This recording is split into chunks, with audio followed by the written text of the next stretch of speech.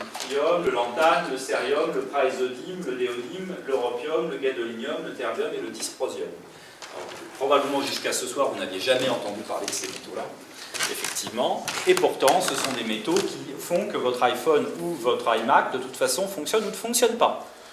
Donc, par exemple, votre écran tactile là, sur votre iPhone, vous ne vous demandez pas pourquoi ça marche. Ben, c'est tout simplement parce qu'il y a une couche mince de métal qui vous permet en fait d'aller directement à vos fonctionnalités avec vos doigts.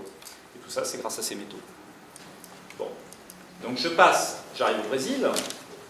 Donc le Brésil, en fait, 4% du PIB brésilien, c'est en fait l'industrie des minerais. Donc vous avez en fait un secteur qui est vital, entre autres pour la balance commerciale brésilienne, parce qu'il ne vous a peut-être pas échappé qu'actuellement la situation économique au Brésil se dégrade très fortement. Donc j'ai mis les derniers chiffres en fait. Donc 3,93 milliards de dollars de déficit commercial en 2014. Donc c'est la première fois depuis 1998 que le Brésil fait un déficit commercial. Et s'il n'y avait pas l'industrie des minerais, en fait, s'il n'y avait pas l'exportation justement, le Brésil serait dans une situation calamiteuse au point de vue de son déficit commercial. Donc c'est une industrie qui est, on peut le dire, stratégique pour l'économie brésilienne. Donc le secteur minier est important. Une institution qui est d'ailleurs l'homologue du BRGM français, c'est l'IBRAM, donc avec lequel on a des contacts justement, et qui en fait s'occupe entre autres de l'exploration minière au Brésil, puisque le Brésil est un pays encore une fois très riche. Il n'y en a pas seulement dans le minage général, puisque comme vous le savez, le nom de cet État brésilien veut dire les mines générales, et donc et c'est aussi l'une des premiers booms économiques au XVIIIe siècle au Brésil, était lié justement à l'exploitation des métaux au Brésil, entre autres de l'or, mais pas seulement. Donc voilà où sont les ressources, il y en a un peu partout, et puis le niobium dont je vous parlais, en fait, on le trouve ici. Et actuellement, justement, il y a des campagnes d'exploration qui sont menées entre autres par l'IBRAM, justement dans cette partie en fait, du bassin amazonien, où on pense qu'il y a justement des métaux en quantité importante. Donc le secteur minier, rapidement, c'est 165 000 emplois directs au Brésil. Il faut vraiment que je me dépêche. Donc il y a une refonte du code minier. Donc je passe rapidement parce que je vous montrais les technologies de défense. Donc le niobium, c'est un métal extrêmement important. 80% de la production mondiale actuellement, 95% des réserves mondiales sont au Brésil. L'acteur clé en fait, de ces secteurs-là, c'est l'entreprise CBMM, qui est une entreprise privée en fait, qui appartient à une famille brésilienne importante, puisque ce sont aussi les actionnaires minoritaires du groupe bancaire Itaú, puisqu'ils en possèdent 40% en fait, du capital. Et donc cette entreprise est effectivement, CBMM, éminemment stratégique pour le Brésil, mais pas seulement, également pour l'industrie américaine et l'industrie européenne, puisque nous avons justement des accords pour l'exportation du niobium vers entre autres des groupes comme Airbus ou Boeing.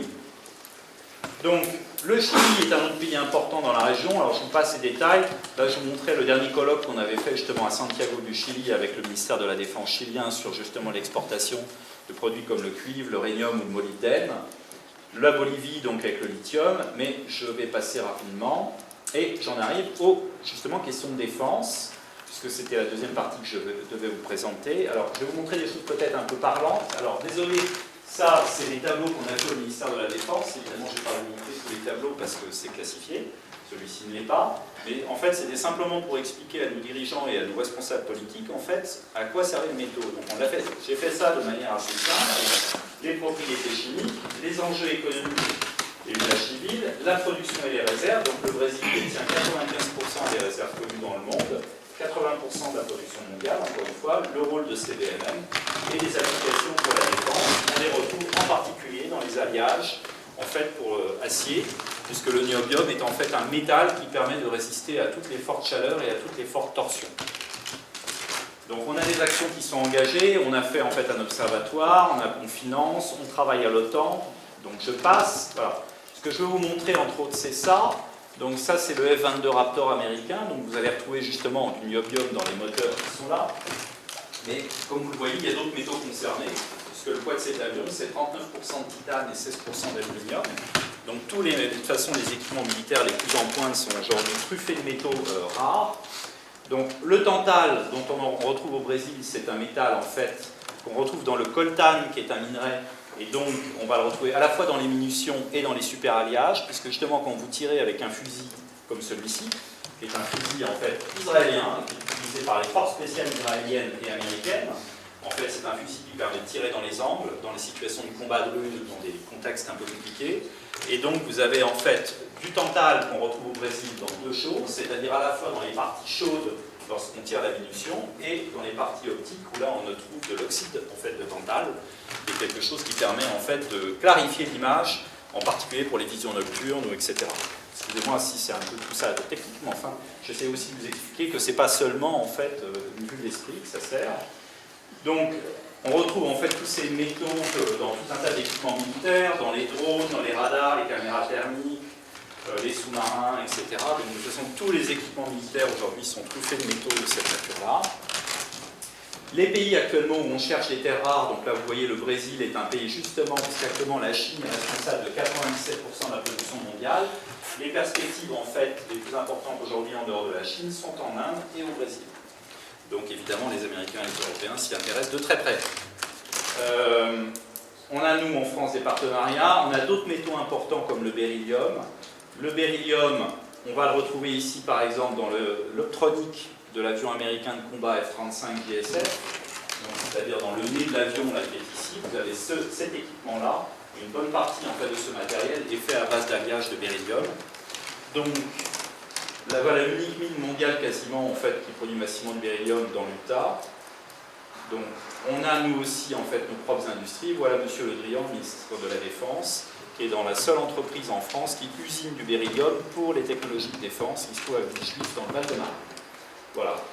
Donc l'uranium au Chili, je vous renvoie le livre que j'avais écrit, il y a des chapitres sur ces questions-là. Le dernier numéro de Diplomatie qui est en kiosque actuellement, j'ai fait un article en fait sur ces questions-là, de 4 pages. Et puis je vous renvoie, si ça vous intéresse, à la revue de l'Agence européenne de défense, où on a effectivement un groupe de travail, et donc on a fait un article avec ma collègue belge Inge Goepens sur effectivement le lien entre métaux et technologie de défense, et puis donc l'article là-dedans, où on parle aussi du Brésil. Voilà, j'ai terminé.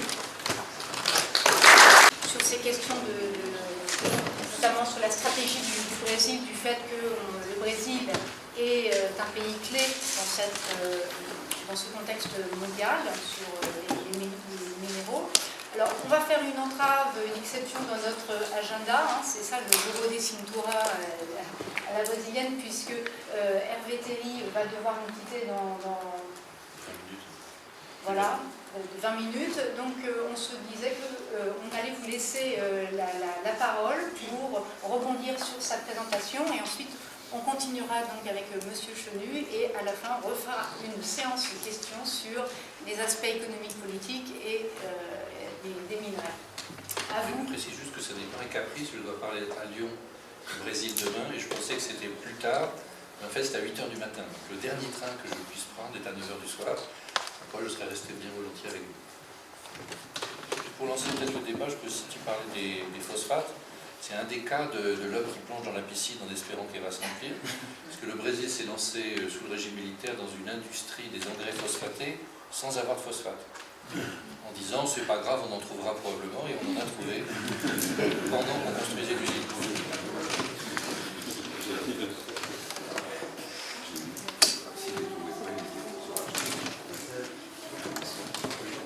Vous parlez de solidarité avec l'Afrique. Oui. Est-ce que c'est vraiment de la solidarité Finalement économique, mais également politique du Brésil, puisqu'on voit qu'il est en pleine transition, et en plus là, il y a eu des événements politiques dernièrement qui mériteraient peut-être un panorama de votre part. Alors, c'est un sujet, la politique au Brésil, c'est un élément certainement de proximité culturelle avec la France. Il ne faut jamais en parler, mais tout le monde adore le faire. Donc on va essayer de le faire. C'est un sujet extrêmement électrique où chacun a son avis et il a raison de l'avoir, c'est certainement le meilleur. Donc je vais apporter moi, un éclairage que j'ai travaillant avec des Brésiliens, pour des Brésiliens et au Brésil, concernant quand même ce moment assez particulier qu'on est en train de traverser, ce Dilma 2, avec des nominations qui ont pu étonner, un positionnement du gouvernement qui intrigue. Et c'est pour ça que j'ai intitulé mon intervention « Le Brésil 2025, dans 10 ans ». C'est une gageure, ça c'est une différence avec les Français. Le futur au Brésil, est-ce que c'est conceptuel? Ça c'est un vrai sujet. Projeter un Brésil dans 10 ans entre intrigue et interrogation. Intrigue et interrogation certainement d'un point de vue politique, Alors, je pense qu'on ne peut pas essayer de porter la lumière sur ce qui se passe aujourd'hui, de tenter de le faire, sans donner un tout petit coup d'œil dans le rétroviseur pour reparler très rapidement, et ça peut éclairer nos propos sur la politique actuelle, ce qui s'est passé lors de cette élection de Dilma pour le second mandat. Vous vous souvenez que ça a été des élections tout à fait rocambolesques, baroques, la mort d'un candidat, beaucoup de sensationnels, beaucoup de prévisions, rien ne s'est passé comme on l'avait prévu à tous les égards. Et puis, une vraie mobilisation historique des Brésiliens. Le vote est obligatoire, il y a 143 millions d'électeurs au Brésil, je crois, et donc tout le monde vote. Mais c'est la première fois, depuis que le vote blanc est enregistré, c'est la première fois que le vote blanc était aussi peu important. Donc les gens ont voté. Ça, c'était un premier point. L'autre point qui a rendu cette situation très électrique, c'est la crispation du peuple brésilien sur cette élection présidentielle. On avait deux blocs qui s'affrontaient de manière quasiment autiste, 40% pour Dilma, 40% contre Dilma. Ce n'était pas pour quelqu'un d'autre, ni un programme, mais contre elle. Donc Dilma a focalisé toute l'attention et la campagne s'est faite autour d'elle. Une opposition radicale, une crispation de la population, jusqu'à finalement perdre les instituts de sondage, puis il y en a 4 principaux, qui jusqu'à 24 heures du second tour, 2 donnaient Aécio Neves gagnant, 2 donnaient Dilma gagnant, et puis finalement tout le monde était complètement perdu, puisque au moment où on a décompté les bulletins de vote, il y avait même un institut qui donnait Aécio Neves gagnant. Donc, une prise de conscience sur cet enjeu électoral. Curieusement, et je trouve que pour nous, observateurs étrangers, mais qui travaillons au Brésil, ou pas d'ailleurs, curieusement, ce vote a été un vote de réaction, et non pas un vote de raison. On a réagi pour ou contre quelqu'un, et d'ailleurs, je grossis un peu le trait, mais une classe pauvre s'est plus portée vers Dilma, et le milieu entrepreneurial plus aisé s'est porté sur Aécio Neves, avec parfois des luttes, jusque même physiques, dans l'appréhension de cette question politique, et une césure géographique entre le nord et le sud. La difficulté, et c'est pour ça que je crois qu'aujourd'hui le gouvernement de Dilma nous met dans une position d'intrigue à l'égard de ce qu'il peut promouvoir. La difficulté, c'est que quand vous avez suivi ces deux candidats, personne n'a eu réellement de programme. Aécio si, Dilma non, parce que le PT, le Parti des travailleurs, lui a dit « ton programme n'est pas le mien, donc tu ne donnes pas officiellement tes positions ». Et très curieusement, les débats ont porté, lorsqu'ils ont eu lieu, je vous incite à regarder un débat télévisé politique au Brésil, c'est assez rocambolesque, et l'ancien président du Brésil disait « moi, pour juger un candidat, je coupe le son, je regarde l'image, je me fais une opinion ». Cardoso. Je crois qu'il a raison. Enfin, la communication, le visuel est extrêmement important au Brésil. De quoi a-t-on parlé? Et de quoi qu'allons-nous subir finalement? De quoi allons-nous profiter aujourd'hui? De quoi a-t-on parlé? Finalement, il y a eu des points de convergence assez nombreux entre les deux candidats sur l'institutionnel, je mets hors l'indépendance de la Banque centrale, sur l'institutionnel, la sécurité, la santé, l'éducation. Et puis les vrais points de divergence, on n'en a pas parlé. Au niveau national, Dilma était sur un État-providence, un socialisme interventionniste, je résume un peu vulgairement la situation, avec un soutien du financement public. Nationalement, Aécio Neves stimulait l'investissement privé. Et c'est surtout sur l'international que c'est intéressant, le positionnement des candidats sur l'international. Dilma restait sur l'Amérique latine, l'Afrique et les BRICS, même si je suis d'accord, ça recouvre. D'ailleurs, dans les sommets BRICS, il n'y a rien en sort. Et Aécio Neves, lui, était sur une ouverture plus États-Unis et Europe. Voilà les grandes différences. Voilà quelles auraient pu être les grandes orientations du débat politique, et donc ce Brésil d'aujourd'hui pour le candidat élu. Et on n'en a jamais parlé. Un vote émotionnel, un vote qui s'est fait autour d'un homme ou d'une femme, de son profil, mais pas de ses idées. Ce qui pour nous, observateurs étrangers, est toujours un peu curieux. Mais l'émotion politique au Brésil est bien supérieure à sa raison, si raison il y a sur la question politique. Ça, c'était donc hier. Dilma est élue. Et aujourd'hui, dans les 4 heures de son élection, elle prend la parole et elle appelle à l'union. Ça veut donc dire qu'il n'y en avait pas du tout. Elle était bien consciente que le pays était totalement divisé. Le problème, c'est que aujourd'hui, cette onde de choc, de division politique du Brésil, qui est historique, hein, qui est quasi épidermique quand vous abordez le sujet avec les Brésiliens, c'est que cette onde de choc a touché l'ensemble du paysage politique. Depuis janvier, donc il y a quelques semaines, décembre, période transitoire, constitution du gouvernement. Mais vous avez vu en combien de temps Dilma, c'est un manque d'autorité, en combien de temps Dilma a constitué son gouvernement? Proposition des ministres qui refusaient, certains ont accepté, puis très vite se sont déjugés en disant « j'y vais pas ». Les ministres importants n'ont pas été trouvés ni nommés dans un temps qui aurait dû être raisonnable.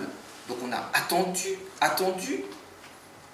Donc un manque d'autorité au sein de ce gouvernement, puisqu'on est dans un Brésil économique, on en a un peu parlé, on en parlera peut-être tout à l'heure, qui quand même tangue dans ses résultats, qui bat des records, mais négatifs économiquement, et avec une volonté de la population brésilienne de s'en sortir. On ne reviendra pas sur le coût de la vie, la cherté, enfin, on n'est pas dans un Brésil dreaming qui a 4-5 ans. Je ne tombe pas dans un Brésil bashing non plus, mais c'est une réalité quotidienne extrêmement mauvaise pour le peuple, hein, et puis pour le Brésilien. Donc, difficile de constituer son gouvernement, manque d'autorité, et puis aussi une confusion dans la constitution de ce gouvernement. Joachim Lévy. Alors, pour le milieu entrepreneurial français, c'est une étoile dans ce ciel un peu sombre brésilien, taxé de libéral dans un gouvernement de gauche, peut-être avec excès, libéral avec excès, mais en tout cas, qui a créé une confusion totale au sein du gouvernement de Dilma. Certains ministres du PT ont dit « mais il est impossible de faire rentrer ce loup dans notre bergerie ». Le PT a dit « ce n'est pas envisageable, et ça ne rentre pas dans la doctrine qui est la nôtre ». Qu'est-ce qu'il fait là? Et lui, finalement, qui essaye, avec des mesures, on en reparlera peut-être tout à l'heure, de restrictions budgétaires et d'austérité, de se battre comme un beau diable, derrière un gouvernement qui n'est pas extrêmement soudé. Difficulté du gouvernement de Dilma. Et le Parlement, puisque c'est quand même le Parlement qui entérine ces fameuses réformes que tout le monde attend. Le Parlement, vous avez vu qu'il y a 3-4 jours, c'était dimanche dernier, le président du perchoir, on n'appelle pas ça comme ça, enfin le président de la Chambre des députés, Eduardo Cunha, a été élu. Eduardo Cunha, c'est du PMDB. Alors, c'est pas le diable rouge pour le PT, parce qu'il y a quelques membres du PMDB qui fait partie du gouvernement. Le PMDB, les Brésiliens disent qu'il est sur la crête du mur, et il va où il tombe là où le vent le fait tomber. C'est un parti d'opportunité. Sauf que le PMDB, il était opposé au PT. Et le candidat de Dilma prétendait à diriger la Chambre des députés. Ce qui est extrêmement important, c'est un revers politique fort pour Dilma. D'autant que Eduardo Cunha du PMDB a été élu au premier tour, non pas à 2-3 voix d'écart, avec une bonne majorité. Donc c'est un revers pour Dilma. Et Eduardo Cunha dit juste après « Je veux une indépendance du législatif par rapport à l'exécutif. Donc je ne suivrai pas, le petit doigt sur la couture du pantalon, la politique de Dilma Rousseff. » Avant cette élection-là, Dilma, dans ses premières heures de prise de pouvoir, a tenté de faire passer des lois, à elle, très symboliques, sur les conseils, vous savez, les conseils municipaux. Échec. 2-3 fois, 2-3 échecs successifs. Ça veut donc dire qu'elle n'a pas les coudées franches au Parlement. Et l'élection d'Eduardo Cunha lui fait perdre d'autant plus cette légitimité. Elle a donc un gouvernement qui n'est pas extrêmement soudé, et elle a un Parlement qui ne la suit pas non plus, qui n'est pas aux ordres. Donc une difficulté de tenter de réformer lourdement un Brésil qui en a besoin, et ça a été d'ailleurs la cause des événements de la Coupe du Monde, l'éducatif, la santé, l'infrastructure, le peuple s'est réuni dans la rue légitimement, ce n'est pas pour une réaction épidermique d'augmentation de quelques centimes du ticket de bus C'est un peuple qui aujourd'hui est en légitimité de revendiquer, et quand on regarde les programmes et de Dilma et de Aécio Neves, jamais on a projeté un Brésil sur les 10 ans à venir sur ces questions-là. Jamais. Donc, ça reste une intrigue politique pour nous et une vraie interrogation. L'autre difficulté, on l'a évoqué, c'est l'horizon de Dilma Rousseff. C'est un horizon qui est quand même extrêmement obscurci par les affaires et par Petrobras. On va pas revenir sur cette affaire de Petrobras, enfin, c'est quand même flagrant, c'est une histoire de polichinelle. Et tous les jours dans la presse brésilienne, tous les jours, la presse télévisée ou la presse écrite, ces affaires, notamment Petrobras, font les manchettes. Sans compter que la bourse tangue très nettement, parce que, et puis les affaires de pétrole, le prix du pétrole, rien ne facilite la vie de Petrobras aujourd'hui. Mais Dilma, au lieu d'allumer des contre-feux, de lancer le peuple brésilien sur des grandes réformes, de lancer son gouvernement sur des grandes idées, et donc d'essayer de masquer ou d'éteindre cet écho journalistique sur Petrobras, Dilma répond. Et donc s'escrime à se disculper, et donc alourdit sa charge sur sa situation, sans pour autant essayer de pousser ce pays vers un horizon qui se voudrait meilleur. Donc intrigue et interrogation politique forte. Ça, c'était le premier point, c'était la politique. Alors on réagira tout à l'heure parce qu'en politique, évidemment, tout le monde a son avis et le mien est certainement moins bon que celui des Brésiliens qui sont ici ou des ambassadeurs qui ont vécu au Brésil. Mais il manque et l'économie. Et je serai beaucoup plus rapide sur l'économie, malheureusement, parce que c'est beaucoup plus clair. Mais je crois que pour nous, il manque une vision nette de ce que peut être le Brésil dans les 5-10 prochaines années politiquement. Pour nous, Brésiliens ou Français qui vivons au Brésil, dont tous nos intérêts sont au Brésil. C'est un mauvais coup actuel à passer. On parlera peut-être de l'impeachment, des procédures d'impeachment. Est-ce qu'il faut peut-être aller jusque-là? Je vous rappelle que le président qui est tombé sur l'impeachment est tombé, le seul qui soit tombé, est tombé sur des affaires beaucoup moins importantes que celles dans lesquelles trempe la présidente Dilma. Donc pourquoi pas, on en parlera peut-être tout à l'heure. L'économie, c'est malheureusement très clair. Si on reste objectif, le Brésil se dégrade. Les indicateurs macroéconomiques sont mauvais. Alors on se bat sur des chiffres, peu importe, la tendance est là. Alors lorsqu'on est sur moins de 1% de croissance, j'ai vu que la France maintenant repassait à presque 1% de croissance, donc le Brésil descend. Vous vous souvenez qu'il y a 2-3 ans, on était sur cet Eldorado brésilien. Le Brésil n'a jamais été un Eldorado, sauf pour ceux qui n'y vont pas et qui n'y vivent pas. Mais la presse.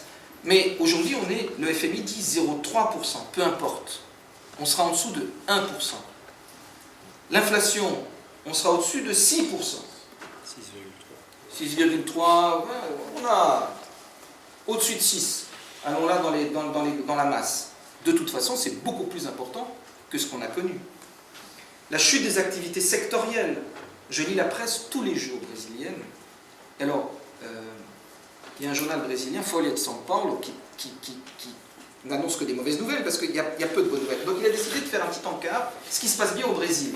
Alors c'est la boulangerie du coin, où le gars vend ses petits pains plus que d'habitude. Mais il est très difficile de trouver de bonnes nouvelles au Brésil. Les secteurs dévissent les uns après les autres. Les classements mondiaux, il faut reculer le Brésil objectivement, surtout qu'on est en fin 2014, fin 2015. On a tous les indices de 2014 qui arrivent en masse. Secteur de l'industrie, secteur de l'automobile, secteur des produits manufacturés, le pétrole, tout est quasiment touché. Le chômage reprend, la pauvreté remonte, pas l'extrême pauvreté, la pauvreté remonte, le commerce extérieur bat des records aussi historiques, négatifs. Donc la situation n'est pas bonne, l'indice de confiance des consommateurs est mauvais, l'indice de confiance des entrepreneurs est mauvais, le milieu des affaires est totalement désœuvré. Moi je le dis d'autant plus de manière totalement à l'aise parce que j'ai tout mon patrimoine là-bas, toutes mes activités professionnelles là-bas. Donc je suis très attentif à ce qui se passe et je peux vous dire que entre mes associés brésiliens et moi, on est au vecteur parce qu'on est des avocats, donc on va passer aussi des entrepreneurs d'abord brésiliens et aussi français. La situation est extrêmement morose. On parlera peut-être du Brésil, d'ailleurs, dans la région, dans le reste de l'Amérique latine, qui est maintenant peut-être plus attrayante que le Brésil. Donc un affaiblissement du Brésil, et ce qui est inquiétant, c'est que oui, le Brésil ne suit pas le train du monde dans sa croissance, même relatif, mais ce qui est beaucoup plus inquiétant, c'est que le Brésil aujourd'hui s'est déclassé par rapport aux pays en développement dans la croissance. Par rapport aux autres pays en développement qui continuent peu ou prou à monter ou à se tenir, le Brésil est passé en dessous. Et ça, c'est très mauvais. Dans les rapports bilatéraux avec la Russie et la Chine, sur le poulet, sur le reste, la Russie a dévissé et ne tient plus son rang. Donc ça reste une intrigue, une forte interrogation. Alors, je vais lancer une lueur d'espoir dans ce ciel un peu assombri quand même. La relation française, elle reste très bonne, France-Brésil. D'un point de vue politique et économique, d'un point de vue politique, le portage que nous avons à l'égard, le portage politique franco-brésilien est franc, il est fort. Nous allons refaire un forum France-Brésil le 15 et 17 mai à Brasilia, Rio et São Paulo. C'est le premier forum qui fait rencontrer le gouvernement français avec le gouvernement brésilien, plus les entreprises françaises et les entreprises brésiliennes. C'est là où il faut être d'un point de vue des affaires. Et il y a tout un panel de groupes de préparation de travail en amont où on arrive à pousser des dossiers. Le dernier exemple, c'est la convention sociale bilatérale qui est sortie. On attendait depuis 10 ans, qui est enfin sortie. Quand vous êtes retraité ici, vous pouvez prendre vos points de retraite, les faire valoir au Brésil, et le Brésil vous paiera grâce aux points de retraite. Je grossis le trait, parce qu'évidemment, dans ces principes-là, il y a beaucoup d'exceptions, mais on l'attendait. Il y avait une convention fiscale bilatérale, on attendait la convention sociale. Donc on travaille entre la France et le Brésil. Où vont les entrepreneurs français dans le monde?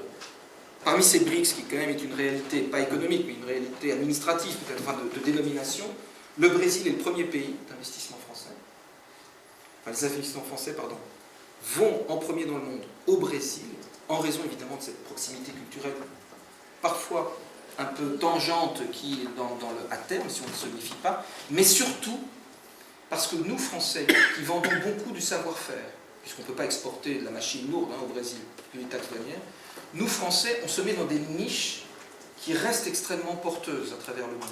Nouvelles technologies, énergie renouvelable, informatique, tout le savoir-faire, tout l'immatériel, on se rend compte qu'on arrive à passer entre cette morosité brésilienne pour planter son drapeau français et le faire flotter au vent du Brésil, avec de très belles réussites. Très belles réussites. J'avais hier au cabinet une entreprise qui a fait 200% de chiffre d'affaires en 2 ans sur de la télémédecine.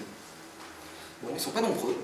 Ils ne sont pas nombreux par rapport au chiffre d'affaires qui vient d'exploser, mais voilà comment les Français arrivent encore à se positionner de manière opportune au Brésil, qui reste malgré tout, pour être assez positif sur la fin, une terre intéressante pour planter ses premières graines entrepreneuriales, mais ça coûte cher, le Brésil, et ça se mérite. Donc, on ne part plus au doigt mouillé, la fleur au fusil, en disant c'est l'Eldorado, je vais faire Flores. C'est plus du tout ça. Ça reste possible, mais c'est impossible et qu'il faut le prévoir. Parfait. Merci pour ce panorama politique et économique qui est, je dirais, très réaliste. Et puis je suis sûre que ça va provoquer, et que beaucoup de questions vont émaner de